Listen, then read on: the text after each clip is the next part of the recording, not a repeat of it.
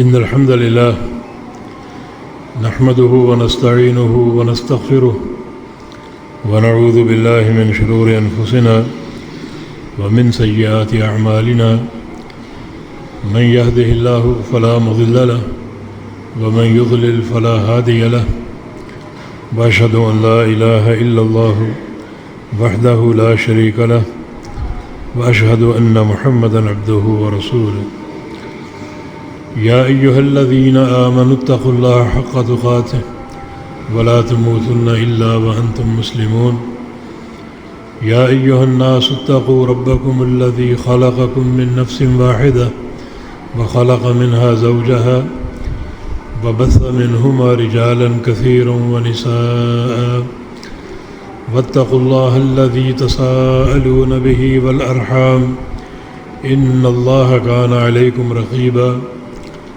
يا أيها الذين آمنوا اتقوا الله وقولوا قولا سديدا يصلح لكم أعمالكم ويغفر لكم ذنوبكم ومن يطع الله ورسوله فقد فاز فوزا عظيما أما بعد فإن أصدق الكلام كلام الله وأحسن الهدي هدي محمد صلى الله تعالى عليه وسلم وشر الأمور محدثاتها وكل محدثة بدعة وكل بدعة ضلالة وكل ضلالة في النار من يطع الله ورسوله فقد رشد واهتدى ومن يعص الله ورسوله فقد ضل وغوى اللهم صل على محمد وعلى آل محمد كما صليت على إبراهيم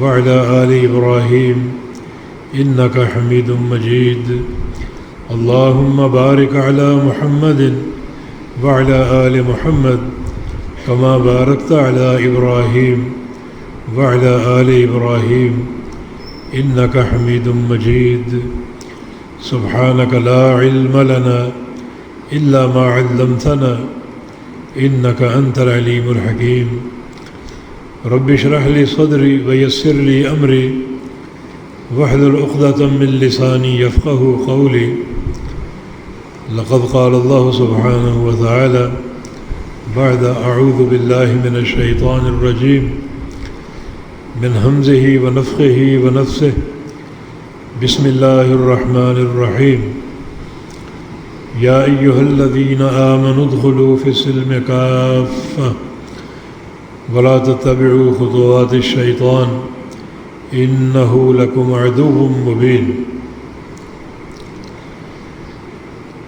صحیح مسلم کی ایک حدیث زیر بحث تھی جس میں رسول اکرم صلی اللہ علیہ وسلم نے بہت سے جملے ارشاد فرمائے ہیں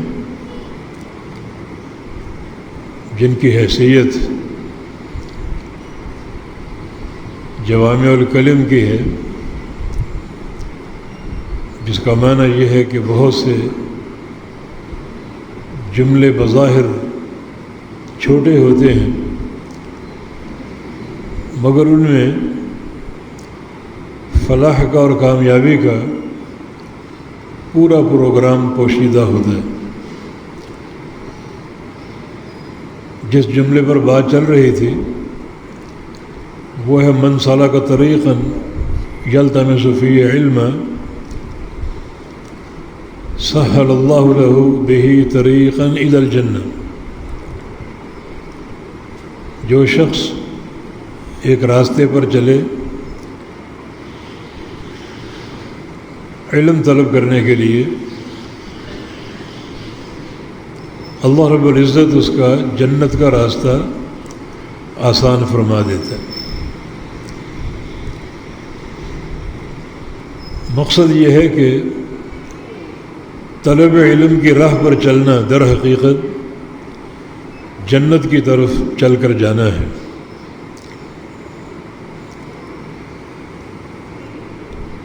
یہ بتایا گیا تھا کہ اس سے مراد صرف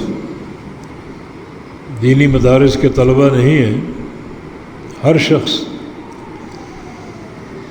اس فضیلت میں داخل ہو سکتا ہے۔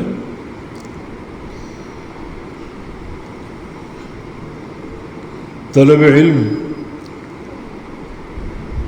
سے مراد یہ بھی ہو سکتا ہے کہ آپ نے ایک سوال پوچھنے کے لیے کسی عالم کا قصد کرنا ہے، اس کے پاس چل کر جانا ہے، تو یہ بھی باقاعدہ حصول علم کا پروگرام ہے۔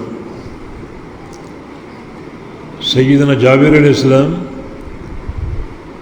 سیدنا عبداللہ بن انیس کے پاس مدینہ سے شام گئے تھے صرف ایک حدیث کے لیے۔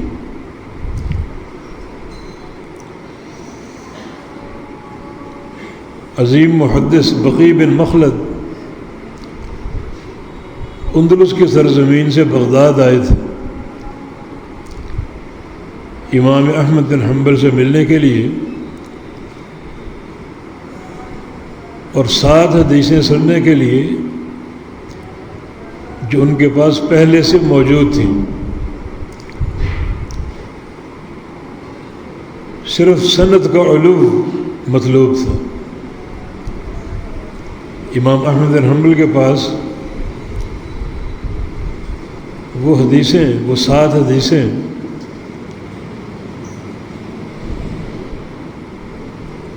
تین واسطوں سے تھیں، اور ان کے پاس 5 واسطوں سے تھی۔ تو ایک واسطہ کم کرنے کے لیے تاکہ نبی علیہ السلام سے قریب ہو جاؤں، یہ قرب محدثین کے لیے انتہائی مسرت اور خوشی کا باعث ہوتا۔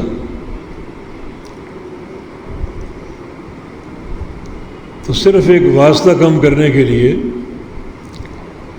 وہ اندلس سے بغداد آئے اور امام احمد بن حنبل سے ان احادیث کا سماع کیا۔ وہ ایک الگ داستان ہے، کیونکہ امام صاحب اس وقت گرفتار کیے جا چکے تھے فتنہ خلق قرآن کے سلسلہ میں، اور انہیں وہاں تک پہنچنا ہوتا ہر 2-4 دن بعد فقیروں کا بھیس بدل کر۔ وہ ایک الگ قصہ ہے۔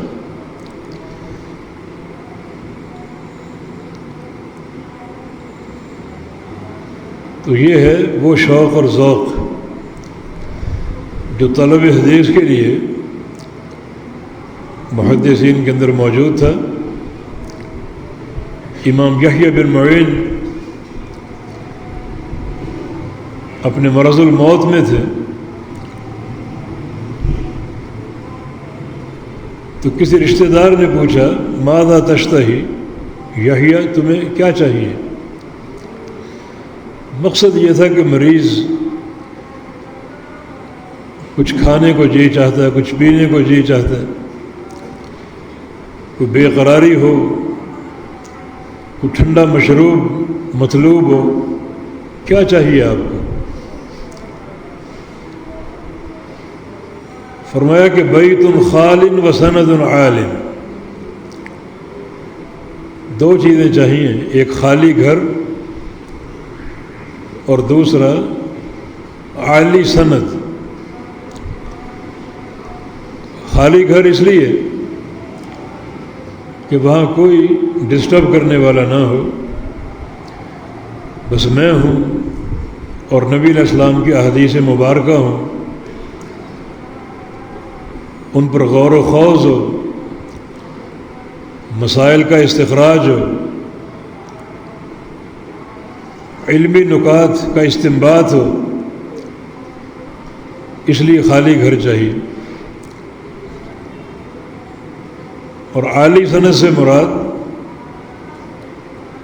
ایسی سند جس میں نبی علیہ السلام تک کم سے کم واسطے ہوں، تاکہ اللہ کے پیغمبر کا قرب حاصل ہو جائے۔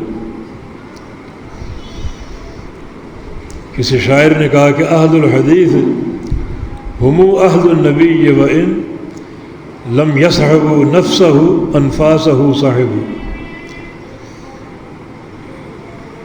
اہل حدیث ہی در حقیقت اہل نبی ہیں.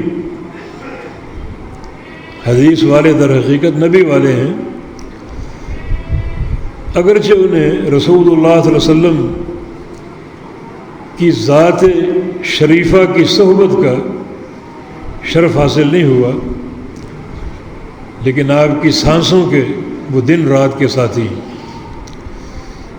سانسوں سے مراد آپ کی احادیث جو آپ ارشاد فرماتے اور وہ آپ کی سانسوں کے ذریعے صحابہ تک پہنچتی، تو ان سانسوں کے وہ دن رات کے ساتھی. تو جو طلب علم کی راہ پر چلے گا اللہ تعالیٰ اس کا جنت کا راستہ آسان کر دے گا. یہ بتایا گیا تھا کہ اس راہ سے مراد چل کر جانا یا سواری پر سوار ہو کر جانا، اور اس راہ سے مراد وہ بنیادیں ہیں جن بنیادوں پر ہمارے سلف صالحین، محدثین، ائمہ کرام علم حاصل کیا کرتے تھے. سب سے بڑی بنیاد سماع، علماء سے سننا، علماء کی خدمت میں حاضر ہونا، ان کا تلمذ اختیار کرنا، شاگردی اختیار کرنا. تو یہ سب سے قیمتی بنیاد ہے طلب علم کی. ایک حدیث بیان کی گئی تھی، العلم بالتعلم یا انما العلم بالتعلم، کہ علم تو علماء سے سیکھنے سے ملتا ہے.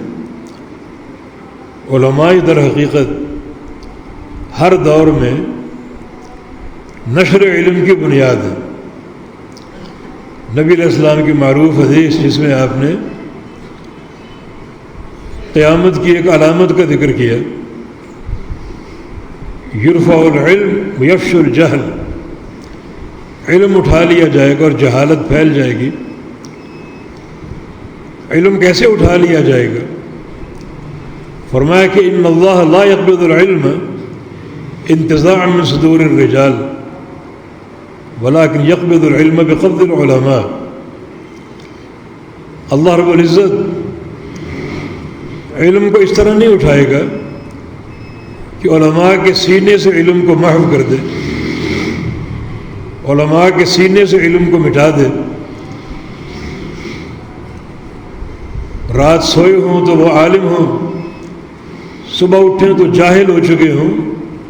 یہ صورت نہیں ہے، بلکہ علم کو اٹھائے گا علماء کو اٹھا کر. علماء رفتہ رفتہ فوت ہوتے جائیں گے اور ان کا علم ان کے ساتھ رخصت ہو جائے گا. تو یہ حدیث اس بات کی دلیل ہے جب تک علماء موجود ہے علم باقی ہے. علماء کا اٹھ جانا علم کا اٹھ جانا ہے. در حقیقت علم کی بنیاد علماء ہے. علماء کے جانے سے دنیا ختم نہیں ہوگی. آپ کی کتابیں بھی موجود ہوں گی، لائبریریاں موجود ہوں گی، کتب خانے موجود ہوں گے، جدید وسائل موجود ہوں گے، کمپیوٹر ڈسکیں موجود ہوں گی، علماء نہیں ہوں گے. تو ان سب کی موجودگی کے باوجود علم ختم ہو جائے گا. نشر علم کی اساس علماء کرام ہے، اور ایک عالم کی شہرت اس کے اساتذہ کے ساتھ.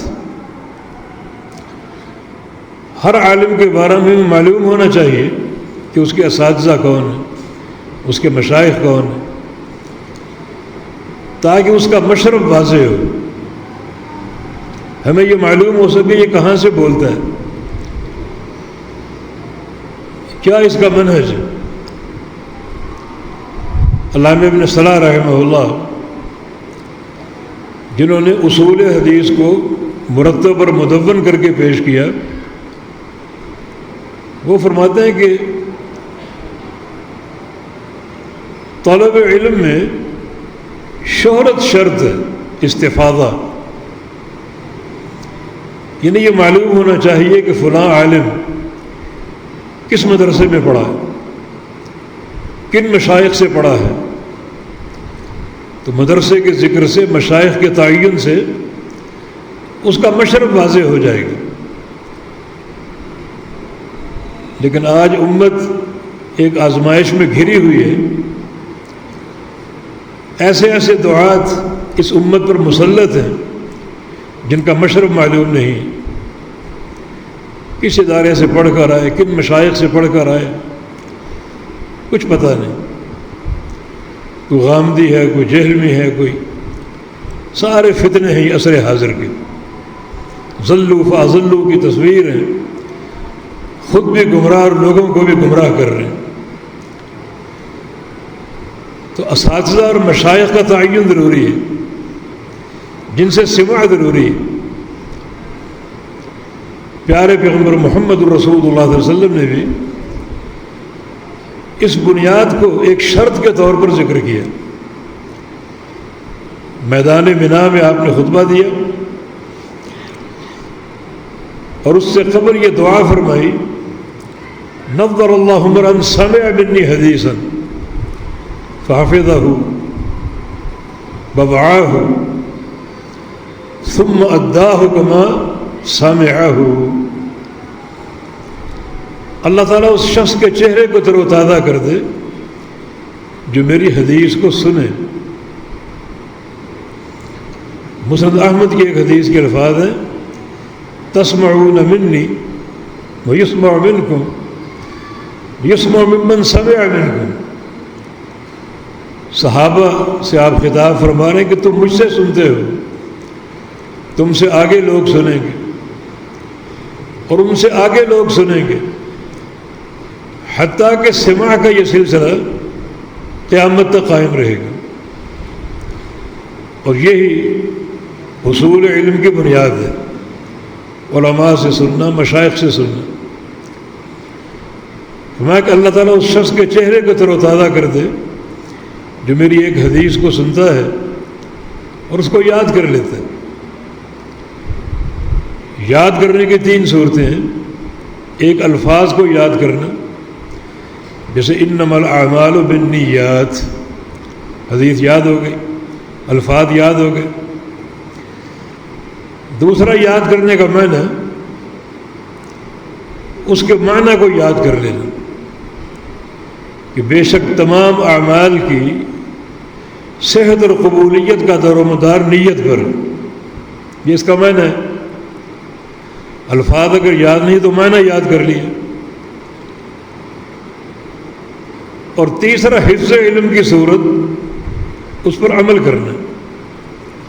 محدثین کا ایک متفقہ اصول تھا، کوئی حدیث سنی اس وقت تک وہ غیر محفوظ ہے جب تک اس پر عمل نہ ہو جائے۔ عمل ہو گیا، اب وہ حدیث محفوظ ہو گئی۔ یہ حفظ علم ہے۔ تو آپ کی دعا کیا ہے کہ اللہ تعالیٰ اس شخص کے چہرے کو تر و تازہ کر دے جو میری ایک حدیث کو سنتا ہے، اس کو یاد کرتا ہے، اس میں عمل کرتا ہے، ووعاہ، اور اس کو سمجھ لیتا ہے۔ یہ فہم، یہ بھی ایک ضروری نقطہ ہے۔ اور فہم بھی وہی معتبر ہے جو آپ کے مشائخ اور علماء سے چلا آ رہا ہے۔ وہ فہم صحابہ نے نبی علیہ السلام سے لیا، تابعین نے صحابہ سے لیا، اتباع تابعین نے تابعین سے لیا، اور پھر یہ فہم متوارث بطور ایک وراثت کے آگے چلتا رہا، حتیٰ کہ آج کے علماء تک پہنچا، اور وہ علماء اس فہم کو اپنے شاگردوں تک منتقل کرتے ہیں۔ یہ بڑا مبارک سلسلہ ہے جس کی سند بھی اللہ کے پیغمبر سے متصل ہے، الفاظ بھی پیارے پیغمبر کے، فہم بھی پیارے پیغمبر کا، اس میں عافیت ہی عافیت۔ لیکن جہاں یہ سلسلہ ٹوٹتا ہے وہاں پھر ایسا فہم اس دین میں داخل ہوتا ہے جس کا دین سے کوئی تعلق نہیں ہوتا. جہاں دین کی حیثیت اور حقیقت مسخ اور مجروح ہو جاتی ہے. اور یہ چیز بربادی کی علامت ہے. بعض اوقات ایک حدیث کے الفاظ آپ کے پاس ہوتے ہیں، آپ پڑھتے بھی ہیں، مگر صحیح فہم آپ کے پاس نہیں ہوتا. اور اصل جو فضیلت ہے وہ فہم کی ہے. صحیح بخاری کی حدیث کے مطابق رسول اللہ صلی اللہ علیہ وسلم کا فرمان، من یرد اللہ بہ خیرا یفقہہ فی الدین، اللہ تعالیٰ جس شخص کے ساتھ بھلائی کا فیصلہ فرما لے اسے دین کا فہم دیتا ہے، دین کی سمجھ دیتا ہے، صحیح دین کا فہم عطا فرماتا ہے جس کے ساتھ اللہ تعالیٰ بھلائی کا فیصلہ فرما لے. یہ فیصلہ ہر ایک کے ساتھ نہیں ہوتا. بڑی دنیا اس فہم سے آ رہی ہے اور گمراہی کے راستے پر گامزن ہے. بہت کم لوگ ہیں جن کو اللہ تعالیٰ یہ نفیس سلسلہ، یہ مبارک سلسلہ عطا فرماتا ہے کہ ان کے سامنے الفاظ بھی محمد الرسول اللہ صلی اللہ علیہ وسلم کے ہوتے ہیں اور فہم بھی وہی جو اللہ کے پیارے پیغمبر کا، صحابہ کا اور تابعین کا نسل در نسل چلا آ رہا ہے. اساتذہ سے طلباء تک، اور وہ آگے اس کو منتقل کرتے ہیں. یوں یہ سلسلہ قائم ہے اور قیامت تک قائم رہے گا. اصل فضیلت یہی ہے. تو خاص طور پہ وہ لوگ جن کے پاس مشائخ کی سند نہیں ہے، شہرت نہیں ہے، نہ ان کے پاس سماع ہے اور نہ ان کے پاس صحیح فہم ہے، ایسے لوگوں سے رابطہ جان لیوا ثابت ہو سکتا ہے. روح کا نقصان ہے، انسان کے دین اور عقیدے کا نقصان. اور یہ بات ایسی نہیں ہے جس میں کوئی ابہام ہو، بالکل واضح اور کھلم کھلی بات. علم کا سماع شرط ہے اور علم کا فہم شرط ہے. اور سماع اور فہم وہی ہے جو سلف صالحین سے متوارث آ رہا ہے. تو ان بنیادوں پر چلے، انتہائی اخلاص کے ساتھ، اور علم طلب کرے، تو اس کو رسول اللہ صلی اللہ علیہ وسلم نے جنت کا راستہ قرار دیا. اور آگے اس حدیث میں ان مجالس کی فضیلت ہے جن مجالس میں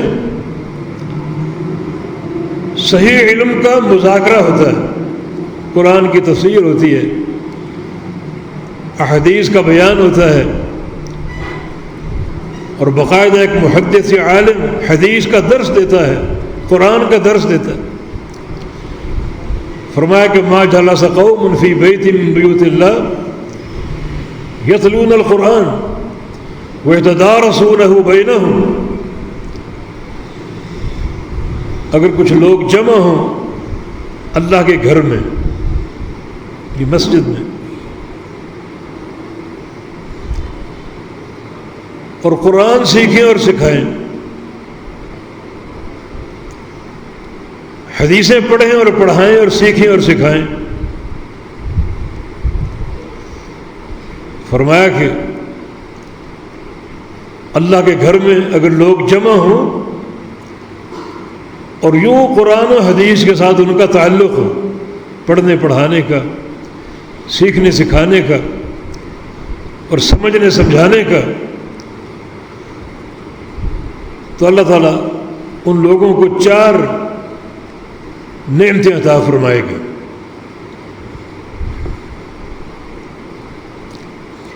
الا حفتہم الملائکہ، ان لوگوں کو فرشتے ڈھانپ لیں گے، اپنے پروں میں لے لیں گے۔ گزشتہ خطبے میں بتایا گیا تھا صفوان ابن عسال کی حدیث کے حوالے سے کتنے فرشتے آتے ہیں ایک طالب علم کی خاطر، زمین سے آسمان تک اتنے فرشتے جمع ہو جاتے ہیں اس قوم کے لیے، ان بندوں کے لیے، ان سے دوستی کرتے ہیں، اظہار محبت کرتے ہیں، دعائیں کرتے ہیں۔ یہ بڑی عظیم الشان نعمت، فرشتوں کا جمع ہو جانا اور تہبت ہے زمین سے آسمان تک اس مجلس پر سایہ کرنا۔ محمد بن سلام البیکندی امام بخاری کے استاد تھے، ان کی مجلس میں بعض اوقات ہزاروں شاگرد ہوتے، یعنی ہزاروں دواتیں گنی گئیں۔ پہلے یہ قلم تو نہیں ہوتے تھے، دواتوں میں روشنائی ہوتی، ڈبو ڈبو کر لکھتے تھے۔ ایک دوات میں دو دو تین تین چار چار طلبہ شریک ہوتے، سینکڑوں مستملی ہوتے۔ مستملی سے مراد وہ شخص جو شیخ کی آواز کو آگے پہنچا رہا ہے۔ دنیا ایک جمع غفیر ہے، آواز تو نہیں پہنچ سکتی ہر ایک تک، تو ایک شاگرد کھڑا ہوتا، شیخ ایک جملہ کہتا اور وہ شاگرد اس کو آگے پہنچاتا، وہ آگے پہنچاتا۔ اس طرح سینکڑوں مستملی ایک مجلس میں ہوتے، یہ لوگوں کا جمع غفیر۔ آسمان تک فرشتے پہنچے ہوئے ہیں اور زمین پر طلبہ کا ہجوم ہے۔ ایک دن گھر میں تشریف فرما تھے، دروازے پر دستک ہوئی، دروازہ کھولا تو ایک شخص کھڑا ہوا نظر آیا جس کو جانتے نہیں تھے۔ اس شخص نے کہا کہ میں انسان نہیں بلکہ جن ہوں،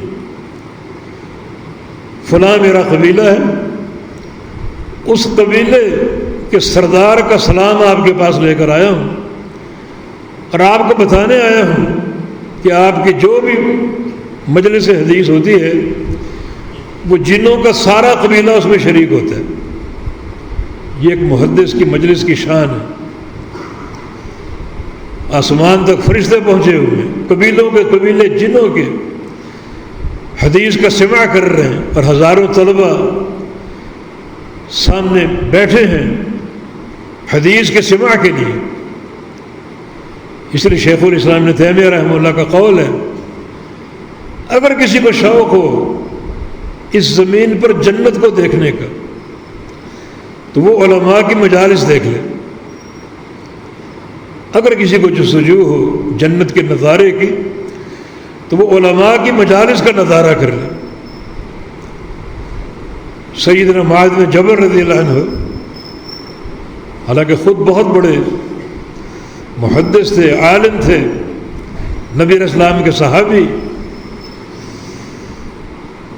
رسول اللہ صلی اللہ علیہ وسلم کی حدیث ہے ان کے بارے میں کہ اعلمہم بالحلال والحرام، میری امت میں حلال و حرام کا سب سے بڑا عالم معاذ بن جبل ہے۔ جب ان کا انتقال ہونے لگا تو آنکھوں سے آنسو جاری ہو گئے۔ پوچھا گیا کیوں رو رہے ہیں؟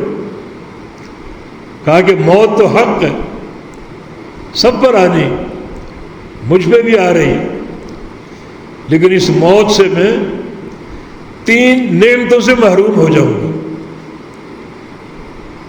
3 نعمتوں سے محروم ہو جاؤں گا۔ ایک القیام فی لیال الشتاء، سرد راتوں کا قیام، اس قیام کی لذت ہی اور ہے۔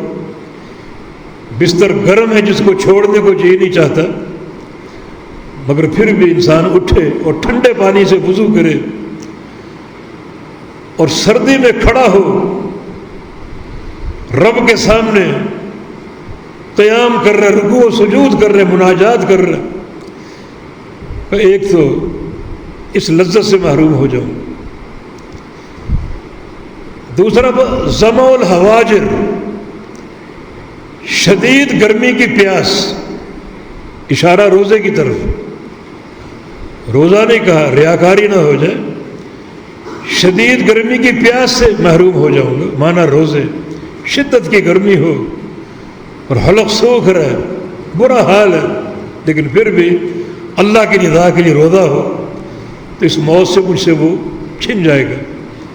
اور تیسری چیز اعمال الرکب الی مجالس العلماء، علماء کرام کی مجالس، علمی مجالس، ان کے دروس، اس سے محروم ہو جاؤں. حالانکہ خود بڑے عالم تھے، نبی علیہ السلام کی سند ان کو حاصل ہے کہ میری امت میں سب سے بڑا حلال و حرام کا عالم معاذ بن جبل ہوگا.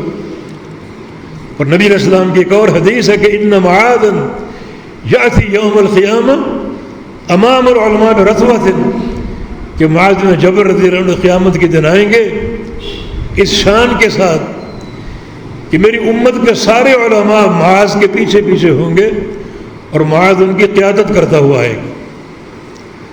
اتنا فاصلہ ہوگا باقی علماء میں اور معاذ کے درمیان، رتوہ تا حد نگاہ، نگاہ بھی قیامت کی. فبصرک الیوم حدید، اس دن نگاہ بڑی تیز ہوگی، یعنی قیامت کی نگاہ. اتنا فاصلہ ہوگا تا حد نگاہ کا، لیکن پھر بھی حصول علم کا شوق، علماء کی مجالس کا شوق. امام احمد بن حنبل کا قول ہے کہ اتمنى ان اطلب العلم حتى ادخل في القبر، میری تمنا یہ کہ علم طلب کرتا رہوں حتیٰ کہ قبر میں دفن کر دیا جاؤں. ان قبر میں جانے تک علم طلب کرتا. یقیناً یہ بہت بڑی فضیلت اور شان ہے، بہت بڑی. چنانچہ جو لوگ اللہ کے گھر میں جمع ہوں قرآن پاک سیکھنے سکھانے کے لیے، احادیث کا درس لینے اور دینے کے لیے، فرشتے ان کو گھیر لیتے ہیں، ان سے محبت کرتے ہیں، رحمت اور استغفار کی دعائیں کرتے ہیں، اور ونازلت علیہم الرحمہ،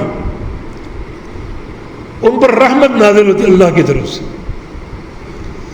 رحمت اترتی ہے ان پر اللہ رب العزت کی طرف سے. رحمت کا نزول ہوتا ہے ان مجالس پر.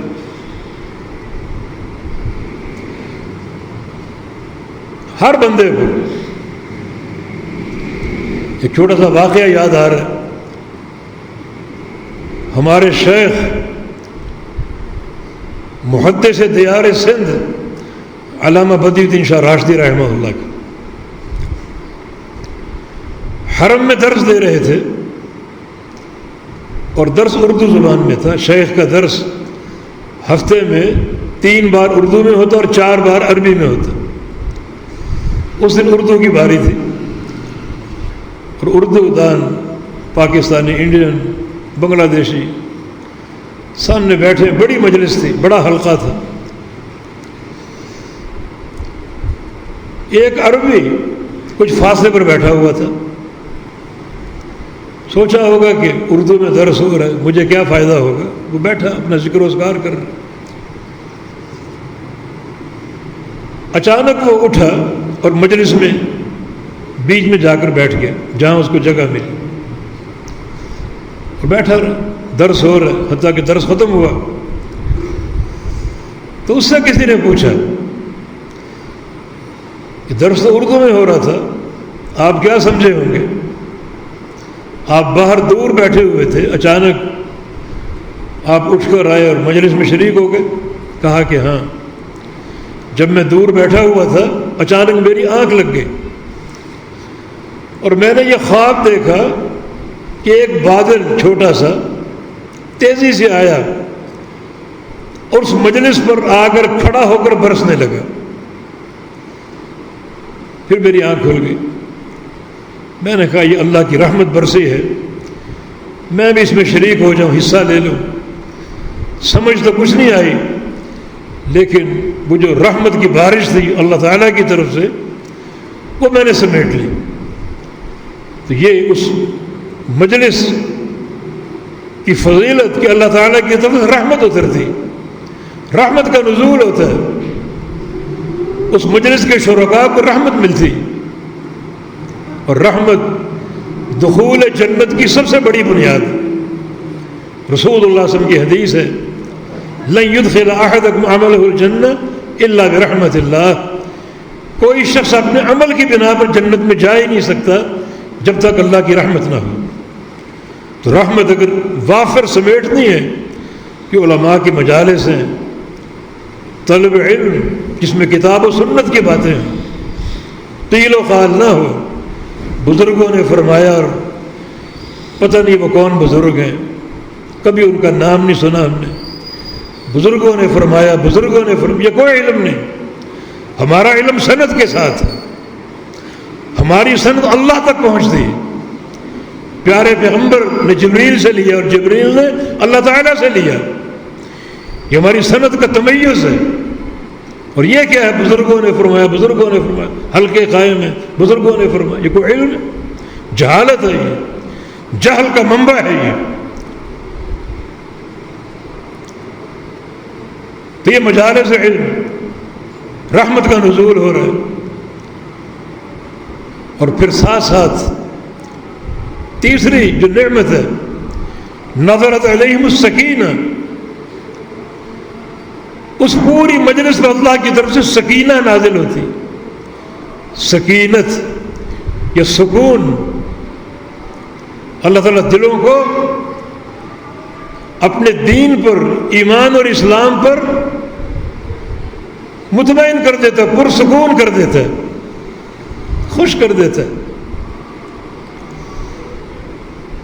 ایسی سکینت، ایسا انشراح اللہ تعالیٰ عطا فرماتا ہے کہ پھر وہ بندہ بڑے ٹھوس طریقے سے دین پر قائم ہو جاتا ہے۔ پھر نماز پڑھنا بھی خوشی کے ساتھ، وضو کرنا بھی خوشی کے ساتھ، یہ نہیں کہ اذان ہو رہی اور دل میں ایک بوجھ کہ اب سب کچھ چھوڑ کے نماز پڑھنی پڑے گی، باقاعدہ استقبال کے لیے تیار ہے، اللہ کے گھر میں حاضری کے لیے تیار ہے، کیونکہ دل میں ایمان کی سکینت ہے۔ مال خرچ کرنا یہ بھی خوشی سے ہوگا، جہاد کے ذریعے جانوں کی قربانی خوشی کے ساتھ ہوگی، کوئی ضیق، کوئی تنگی اور کوئی بوجھ محسوس نہیں ہوگا۔ بہت بڑی دولت ہے کہ اللہ رب العزت ایسی سکینت عطا فرما دے کہ بندہ، اس کا دل ایمان پر مطمئن ہو جائے، ہر کام خوشی سے کرے، کوئی بوجھ نہ ہو، کوئی ضیق اور تنگی نہ ہو۔ اور چوتھی نعمت وذکرہم اللہ فی من عندہ، اللہ تعالیٰ اس مجلس کی ہر بندے کا اپنے فرشتوں کے سامنے نام لے کر ذکر کرتا ہے۔ اس مجلس کو دیکھو، میرے گھر میں قائم ہے، اس میں فلاں ہے، فلاں کا بیٹا فلاں ہے، فلاں کا بیٹا فلاں ہے، نام لے لے کر ذکر ہوتا ہے۔ اور اللہ کسی بندے کا نام لے، کسی بندے کا ذکر کرے، کیا وہ محبت کا عالم ہوگا، کیا وہ پیار کا اظہار ہوگا۔ تو یقیناً یہ جو علمی مجالس ہیں، ان مجالس کے قواعد کے مطابق طالب علم ہو، وہ علم نافع ہے، اس پر عمل ہو، طلب میں اخلاص ہو۔ اور حدیث کا آخری جملہ، من ابطأ به عملہ لم یسرع به نسبہ، آج جس کا عمل کمزور ہے، سست ہے، قیامت کے دن کوئی چیز اس کو تیز نہیں کر سکے گی۔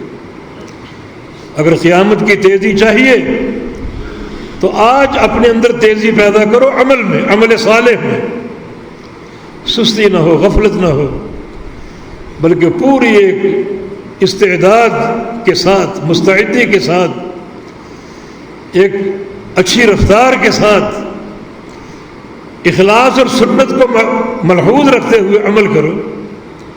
اللہ تعالیٰ قیامت کے دن تمہیں تیز چلائے گا ہر مرحلے میں۔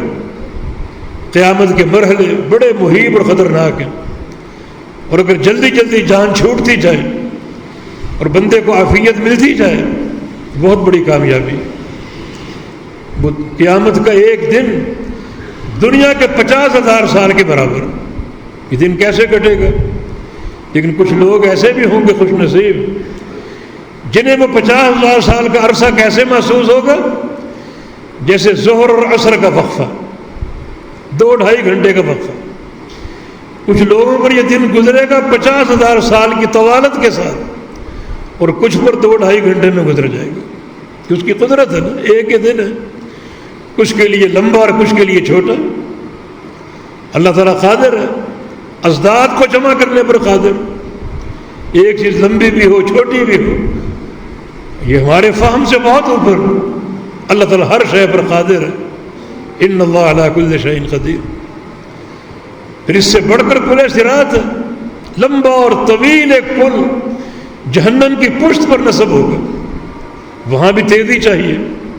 اور نبی علیہ السلام کی حدیث ہے، بعض لوگ پلک جھپکنے کی طرح اس کو عبور کریں گے، بعض لوگ بجلی کی طرح، بعض لوگ آندھی کی رفتار سے، بعض لوگ سمندر کی لہروں کی رفتار سے، بعض لوگ بادلوں کی رفتار سے، بعض لوگ گھوڑوں کی رفتار سے اس کو عبور کریں گے، اور کچھ لوگ گریں گے، مریں گے، پڑیں گے، سنبھلیں گے، اٹھیں گے، اور پتہ نہیں کتنے عرصے بعد اس کو عبور کرنے میں کامیاب ہوں۔ یہاں تیزی چاہیے، تو یہ نبی علیہ السلام کی یہ جملہ بڑا قابل غور ہے، من ابطأ بعملہ لم یسرع بہ نسبہ۔ آج جس کے عمل کی سواری کمزور ہے، قیامت کے دن اس کا مال، اس کا نسب، اس کا خاندان، اس کے زمین اور دنیا کے عہدے اسے تیز نہیں چلا سکیں گے۔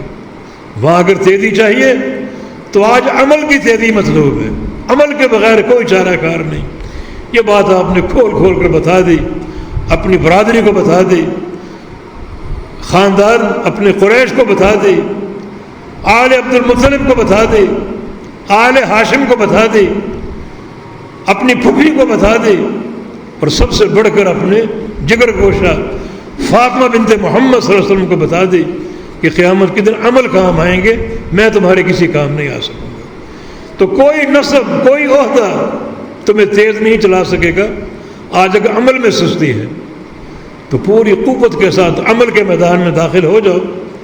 یہ آخری جملہ رسول اللہ صلی اللہ علیہ وسلم کی حدیث کا بہت ہی قابل غور ہے، ہمیں غور و فکر کی دعوت دیتا ہے۔ عمل میں تیزی ہو، برق رفتاری ہو، اور انسان عمل کرے ایک انتہائی بہترین استعداد کے ساتھ، کوئی کمی نہ ہو، کوئی سستی نہ ہو، کوئی غفلت نہ ہو، ورنہ یہ غفلت قیامت کے دن جان لیوا ہوگی۔ تو اس طرح یہ حدیث مکمل ہوئی اللہ کی توفیق سے۔ اللہ تعالی ہمیں صحیح فہم کے ساتھ صحیح عمل کی توفیق عطا فرما دے۔ اللہ تعالی ہم سے راضی ہو جائے، ہمارے گناہوں کو بخش دے۔ جو پیارے پیغمبر کے فرامین ہم نے سنے، اللہ تعالیٰ ان پر ایک عملی جو ہے وہ ایک اظہار اور عملی طاقت اور قوت ہمیں عطا فرما دے۔ اقول قولی ھذا واستغفر اللہ لی ولکم وآخر دعوانا ان الحمد للہ رب العالمین۔